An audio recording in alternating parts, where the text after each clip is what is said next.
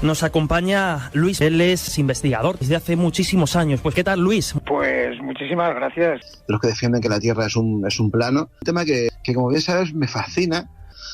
Ojo, no digan que la Tierra es redonda, que eso sería un buen punto para empezar, sino que digan que es esférica, ¿vale? Sí que me parece un movimiento súper interesante y que además es un movimiento muy de nuestro tiempo. Sí que tengo que decir que tampoco es nada nuevo, ¿no? Y como bien podrían haber dicho compañeros como Chris Aubeck o Juanjo Sánchez Oro, realmente no hay nada nuevo bajo el sol y de esto se lleva hablando, yo no te voy a decir desde los albores de la humanidad, sino por lo menos desde los últimos 150 años hay fervientes defensores del terraplanismo que han llegado a plantear sus teorías y que han llegado a tener cierto eco, nunca, por supuesto, como el que están teniendo ahora, claro. Pues ahora tendrás ocasión precisamente de ilustrarnos con esos datos. Luis, te voy a preguntar en primer lugar, ¿en qué consiste esto del terraplanismo, Luis? Y como muy bien ha dicho esta este tema no es de ahora mismo.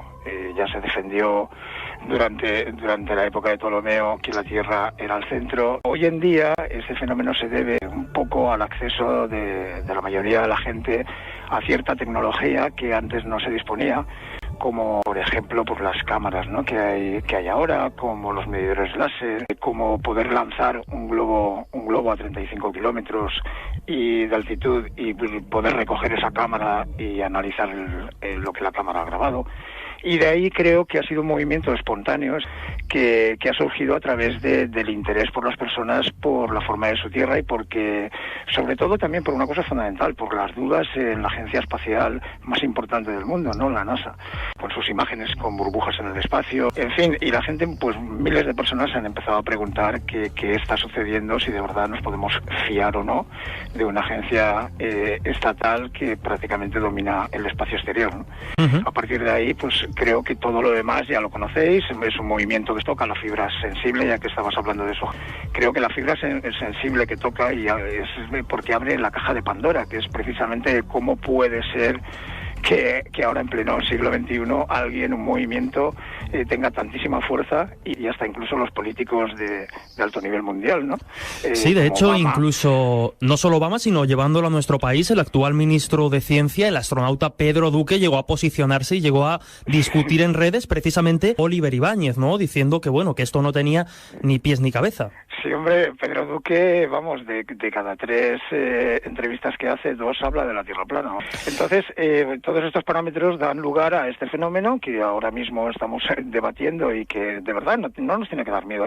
Y sobre todo con mucha sensibilidad, porque hiere la fibra sensible del ser humano, porque pasa a formar parte de algo más importante de lo que de la otra manera seríamos, ¿no? En el modelo heliocéntrico que todos conocemos, el ser humano es nada más que una partícula muy ínfima en un universo cada vez más grande en expansión. En este nuevo planteamiento, el ser humano pasa a ocupar el centro. Los indicios más potentes que consideras a la hora de defender el terraplanismo, y quizá uno de ellos sería que la Tierra estaría en el centro. Mira, el concepto de una Tierra flotando en el espacio plana, ese creo que es el concepto erróneo, equivocado que tiene todo el mundo en mente cuando habla del terraplanismo. Todo el mundo se figura que el resto de los planetas son redondos, esféricos, pero la Tierra no, que es plana y que está flotando también en el espacio. Gran error. ¿Por qué? Porque no tenemos ninguna foto real desde fuera, desde el espacio. Son todo montajes fotográficos y lo puedes buscar cómo se hace, hasta incluso el proyecto de NASA, ¿no? El Blue Marble, son una recopilación de imágenes que luego están tratadas digitalmente.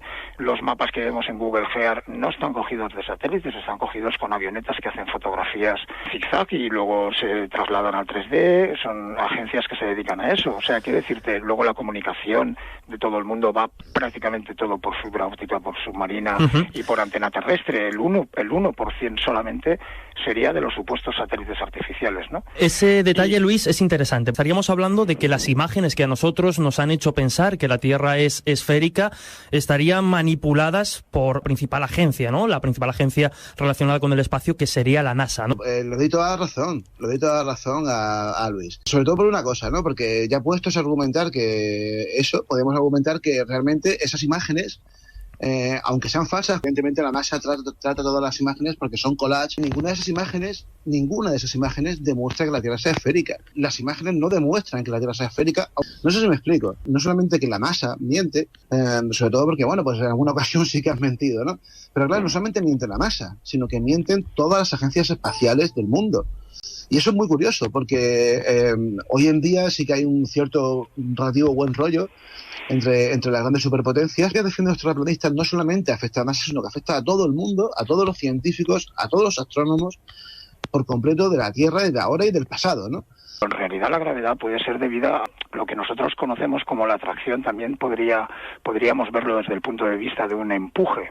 Nosotros tenemos aire, cada uno de nosotros encima de nuestra cabeza. El mundo funciona por densidades, por eso el aire, cuando lo calientas, sube, o el helio sube, es un gas que es más liviano, y la fuerza de atracción de la gravedad no le impide al helio subir hacia arriba. Esa diferencia de densidad que es lo que produce que haya un empuje de los cuerpos más densos hacia abajo y de los cuerpos menos densos hacia arriba, ¿no? La Tierra es el centro del universo, el Sol, y que el resto de planetas giran alrededor de la Tierra. El pensamiento científico se ha vuelto religión, y nosotros vemos siempre el mismo firmamento desde hace miles de años, que la astrología fue la primera ciencia que hubo, que observó las estrellas, y que hoy en día se mantiene, porque las constelaciones siguen girando alrededor de nosotros en las mismas, y siempre alrededor de una estrella. No nos olvidemos que el eje en el cual circulan todas las estrellas que nosotros podemos observar desde Tierra es precisamente la estrella polar,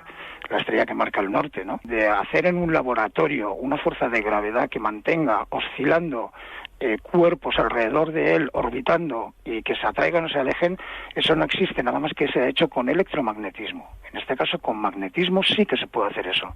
Tú con magnetismo puedes hacer que las cosas hasta incluso leviten, hasta incluso que den vueltas alrededor de un eje. En electromagnetismo o magnetismo puro y fuerzas de ese tipo sí que se puede hacer.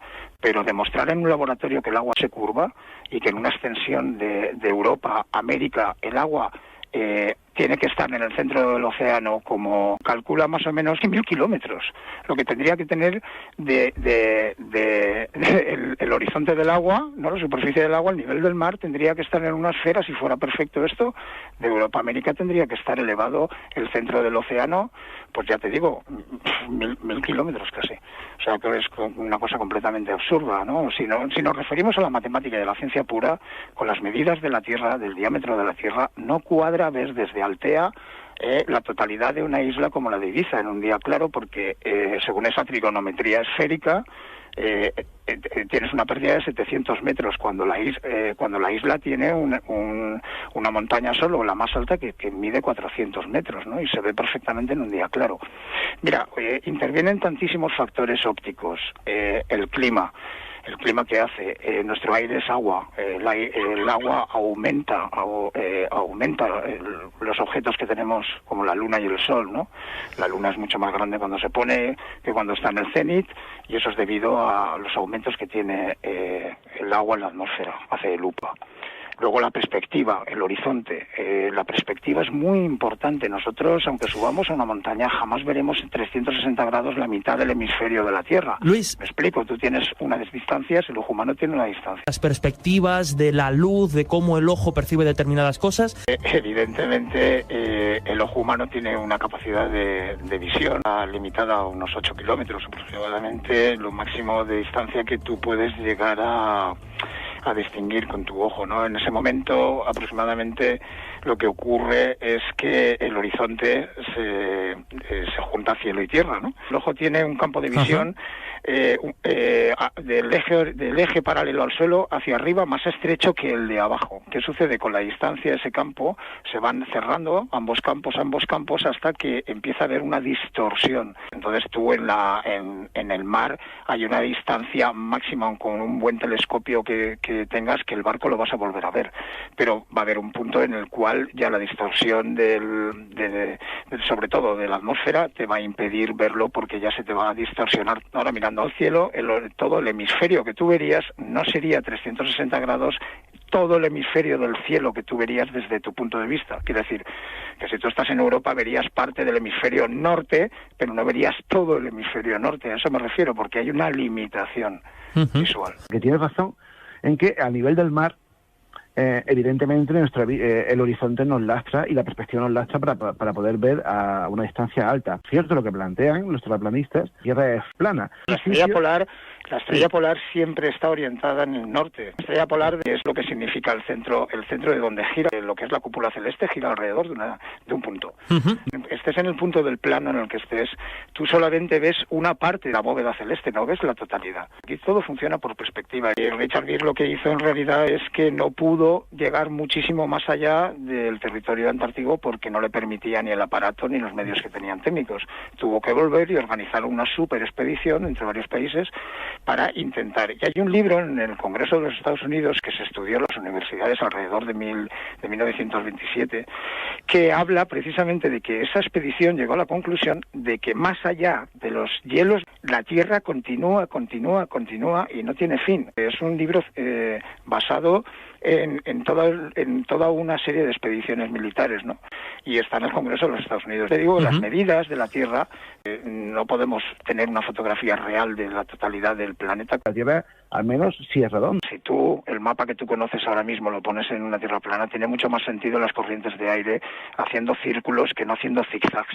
En realidad lo que está haciendo es un círculo alrededor de la Tierra. Mi argumento es el agua. El agua sirve de nivel en todas partes del mundo. De Europa a América el agua no se curva, porque entonces saldrían las fotos como el agua se curva visto desde algún sitio, como el agua se curva, y eso no sucede en laboratorio, y creo que es el argumento que todo el mundo debería reflexionar un poco y buscar información. Te doy exactamente el mismo argumento que ha dado Luis, ¿no? Y es que resulta que el fundador de la corriente moderna, el gran Samuel Robotham, hizo su experimento para esto del terraplanismo en el famoso Bedford Level en Inglaterra, que es un canal que tiene como unos 38 kilómetros, que es prácticamente recto y que además es prácticamente plano, ¿no?